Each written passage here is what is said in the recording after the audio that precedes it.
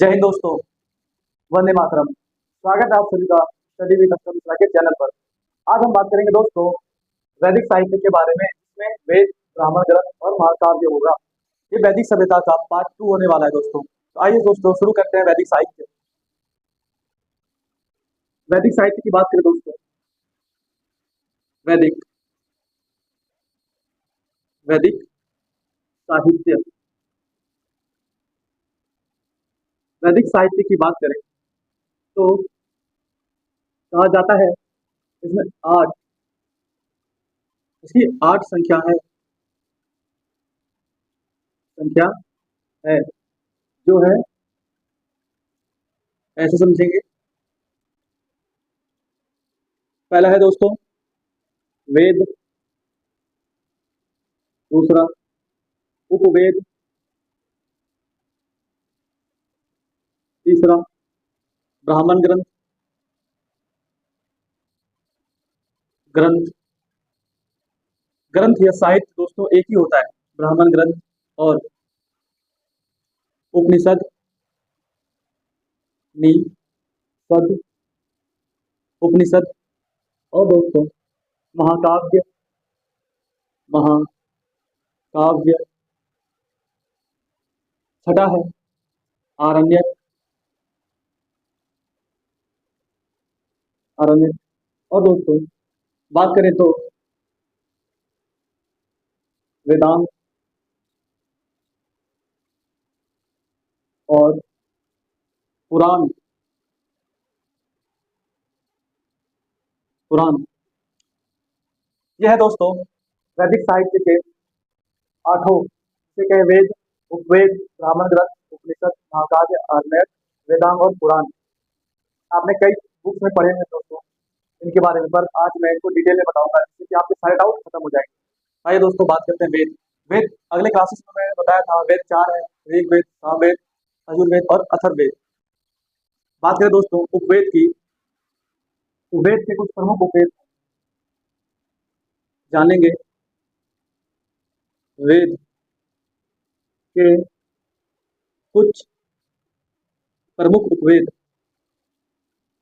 प्रमुख उपवेद, उपवेद जो है दोस्तों, पहला ऋग्वेद की बात करें, ऋग्वेद की बात करें तो इसका उपवेद होगा आयुर्वेद। ये आयुर्वेद से संबंधित है, आयुर्वेद,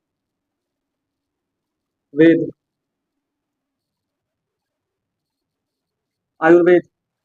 बात करें दोस्तों सामवेद की तो सामवेद, तो सामवेद संबंधित है आपका संगीत, जिसे हम कहते हैं गंधर्व वेद, गंधर्व वेद, गंधर्व वेद, गंधर्व वेद। बात करें दोस्तों यजुर्वेद की तो यजुर्वेद, तो ये संबंधित है धनुष कला, जिसे हम कहेंगे धनुष वेद, धनुर्वेद। बात करें अथर्ववेद की तो वेद, तो ये संबंधित है शिल्प वेद, शिल्प वेद, शिल्प वेद से संबंधित है दोस्तों। जैसा कि मैंने बताया आप लोगों को, वेद के कुछ प्रमुख उपवेद, जो ऋग्वेद के आयुर्वेद, इसका मतलब होता है दोस्तों आयुर्वेद। हम दो तरह की दवाइयाँ यूज करते हैं, एक जो कि मेडिकोस में जाके खरीद के हम मेडिकल से लेते हैं, और एक आयुर्वेद, और एक सामवेद की बात करें तो एक गंधर्व वेद है, मैंने बताया था आपको अगले क्लासेस में। यजुर्वेद की बात करें तो धनुर्वेद, धनुर्वेद का मतलब है दोस्तों ये युद्ध कला स्थापित करता है, मतलब ये युद्ध कला की विशेषता जानकारी देता है, युद्ध कला। और अथर्ववेद शिल्प वेद, तो इसकी बात करें तो ये जो है दोस्तों शिल्प मतलब चित्रकला की बात करता है, अब मूर्ति बनाना हो ऐसे टाइप के। ये थे दोस्तों वेद के कुछ प्रमुख उपवेद। अब हम बात करेंगे दोस्तों ब्राह्मण ग्रंथ, कि ब्राह्मण ग्रंथ क्या है, क्यों बनाया गया और इसके प्रमुख वेद क्या है? ब्राह्मण ग्रंथ, ब्राह्मण ग्रंथ, ब्राह्मण ग्रंथ। ब्राह्मण ग्रंथ की बात करें तो इसे कहा जाता है कि इसे वेदों को सरल भाषा में समझने के लिए इसका प्रयोग किया गया है या इसका निर्माण किया गया है। वेदों को सरल भाषा में समझने के लिए, सरल भाषा भाषा में समझने के लिए, समझने के लिए इसका निर्माण किया गया है, इसका निर्माण किया गया है। अब हम बात करें दोस्तों वेदों के कुछ प्रमुख ब्राह्मण ग्रंथों की, तो आइए दोस्तों समझते हैं। वेदों के कुछ प्रमुख ब्राह्मण ग्रंथ, वेदों के कुछ प्रमुख ब्राह्मण ग्रंथ, ब्राह्मण ग्रंथ। अब हम बात करें दोस्तों वेदों के कुछ प्रमुख ग्रंथ के बारे में, सही समझते हैं। पहला है ऋग्वेद। हम बात करें दोस्तों ऋग्वेद, ऋग्वेद में ऋग्वेद ऋग्वेद की बात करें तो इसमें ऐत्रेय, ऐत्रेय तथा कौशिकी ब्राह्मण है, कौशिकी कौशिकी ब्राह्मण ग्रंथ से संबंधित है दोस्तों, ब्राह्मण ग्रंथ। अब हम बात करें सामवेद की, तो सामवेद, तो सामवेद की, तो इसमें दोस्तों कहा जाता है तांडव, तांडव तथा जैमिनी और पंचनिस ब्राह्मण, पंचनिस ब्राह्मण ग्रंथ से संबंधित है, ब्राह्मण। अब हम बात करें दोस्तों यजुर्वेद की, तो यजुर्वेद की, तो यजुर्वेद में तैत्तिरीय, तैत्तिरीय तथा सतपथ, सतपथ ब्राह्मण है।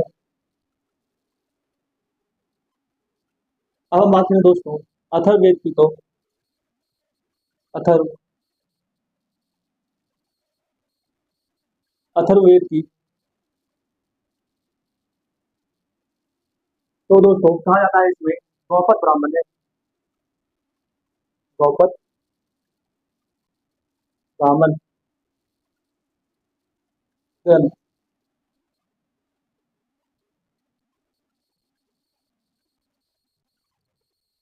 तो ये थी दोस्तों ब्राह्मण ग्रंथ, जो कि कहा जाता है वेदों को सरल भाषा में समझने के लिए इसका निर्माण किया गया है, तथा वेदों के कुछ प्रमुख ब्राह्मण ग्रंथ जैसे ऋग्वेद, ऐत्रेय, कौशिकी के ब्राह्मण ग्रंथ, सामवेद की बात करें तो तांडव, जैवनिक, पंचनिस ब्राह्मण ग्रंथ, यजुर्वेद की बात करें तो तैत्तिरीय, सतपथ ब्राह्मण ग्रंथ, और अथर्ववेद की बात करें तो गौपद ब्राह्मण ग्रंथ। आइए दोस्तों समझते हैं अब उपनिषद, महाकाव्य, आग्नेय, वेदांत और पुराण के बारे में। अब हम बात करेंगे दोस्तों उपनिषद के बारे में। आइए दोस्तों समझते हैं उपनिषद। उपनिषद,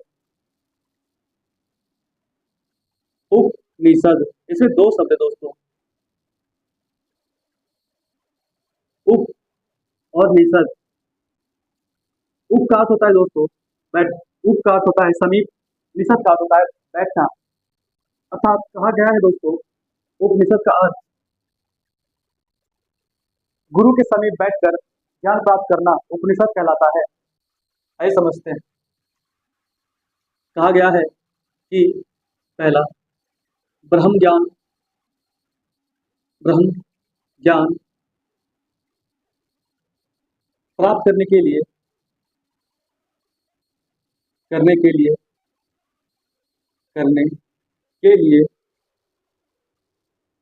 के लिए गुरु के समीप गुरु के समीप बैठना पड़ता है। समीप बैठना पड़ता है। समीप का मतलब दोस्तों पास बैठना पड़ता है।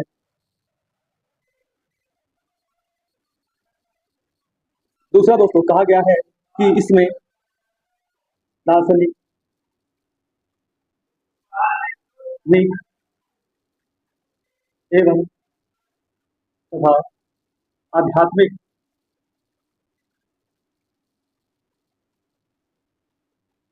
आध्यात्मिक साहित्य का उल्लेख है। साहित्य का उल्लेख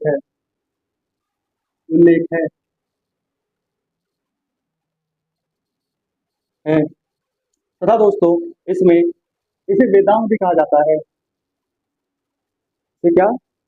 वेदांत वेदांत भी कहा जाता है। कहा जाता है कहा जाता है दोस्तों। वेदांत की कुल संख्या 108 है।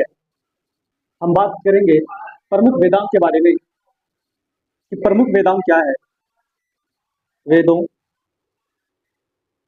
के कुछ प्रमुख वेदांत के कुछ प्रमुख वेदांत। बात करें दोस्तों ऋग्वेद की। ऋग्वेद तो दोस्तों इसमें कहा जाता है ऐत्रेय ऐत्रेय उपनिषद है। ये ऐत्रेय उपनिषद से संबंधित है। ऐत्रेय उपनिषद सद तथा दोस्तों सामवेद की बात करें। सामवेद की बात करें तो दोस्तों इसमें छंदोग्य छंदोग्य उपनिषद निषद उपनिषद। बात करें दोस्तों यजुर्वेद की तो यजुर्वेद की तो इसमें कहा गया है तैत्तिरीय तैत्तिरीय एवं ब्रह ब्रह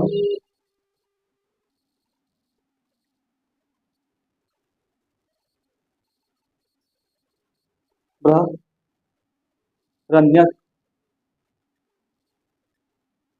बृहरण्यक तथा कठोपनिषद से संबंधित है। कठोपनिषद उपनिषद उपनिषद से संबंधित है। बात करें दोस्तों अथर्ववेद की तो अथर्ववेद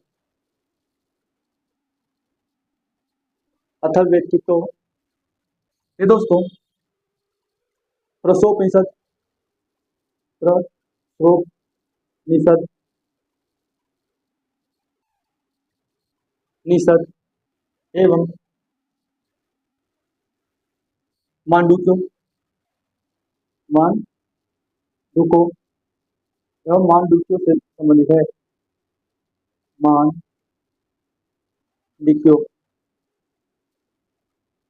से संबंधित है।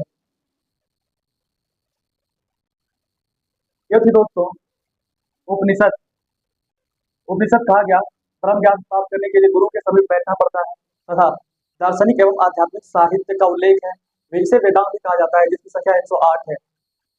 वेदों के कुछ प्रमुख वेदांत ऋग्वेद में ऐतरेय उपनिषद, सामवेद में छांदोग्य उपनिषद और यजुर्वेद में तैत्तिरीय, बृहदारण्यक और कठोपनिषद तथा अथर्ववेद में प्रोसोपनिषद और मांडुक्य तथा मांडुक्यों से संबंधित है। अब हम बात करेंगे दोस्तों अर्धनैतिक और महाकाव्य के बारे में। तो आइए समझते हैं। अभिनय का मतलब दोस्तों, अभिनय नय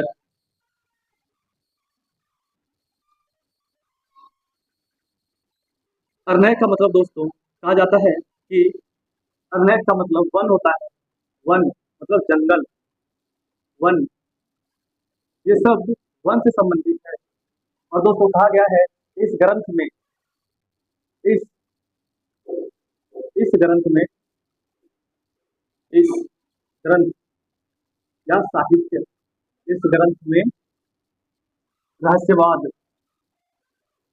रहस्यवाद एवं जन्म तथा मृत्यु, मृत्यु एवं पुरोहित दर्शन का वर्णन है। पुरोहित दर्शन का वर्णन है।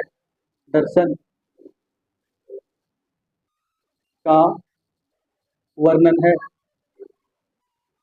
वर्णन है। बात करें दोस्तों अरण्य की, तो इसका मतलब वन होता है तथा इस ग्रंथ में रहस्यवाद, जन्म तथा मृत्यु एवं पुरोहित दर्शन का वर्णन है। अब बात करेंगे हम महाकाव्य की। महाकाव्य, महाकाव्य,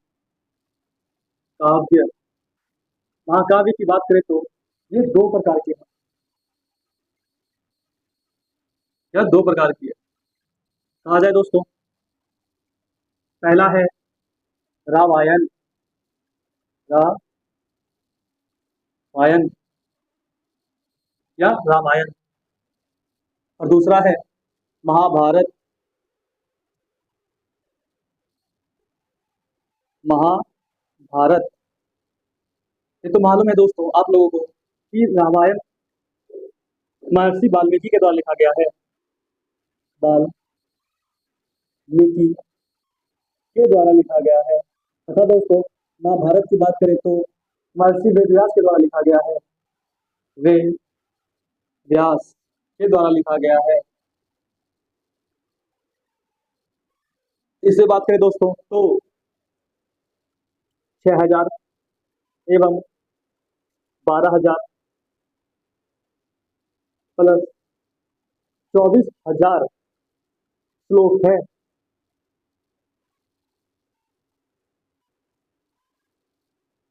श्लोक है, 24000 श्लोक हैं तथा दोस्तों इसकी बात करें तो इसमें 6000 एवं 24000 तथा 1,00,000 श्लोके हैं। ये तो थी दोस्तों अरण्यक और महाकाव्य के बारे में। अब हम बात करेंगे वेदांग, वेदांग, वेदांग। वेदांग की बात करें तो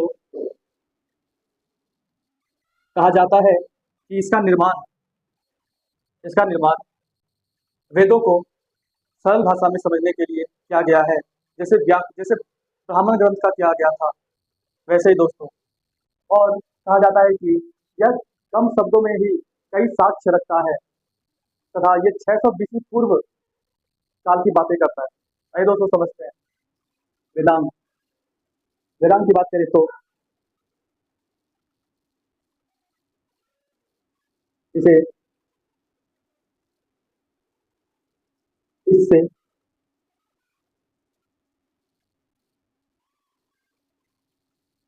इससे वेदों को आसानी से समझा जा सकता है। आसानी से समझा जा सकता है,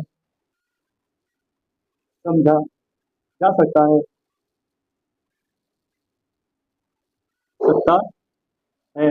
तथा दोस्तों बात करें तो यह कम शब्दों में ही, कम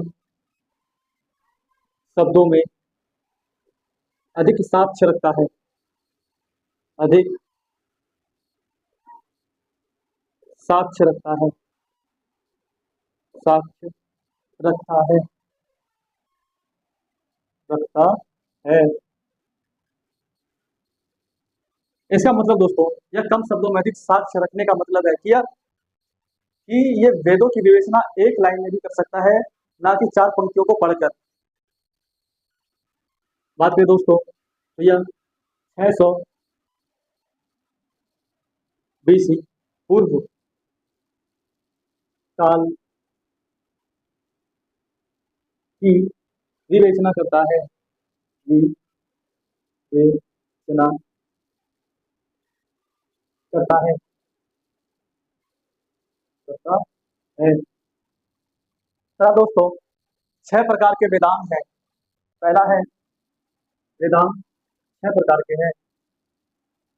बात करें तो पहला है शिक्षा,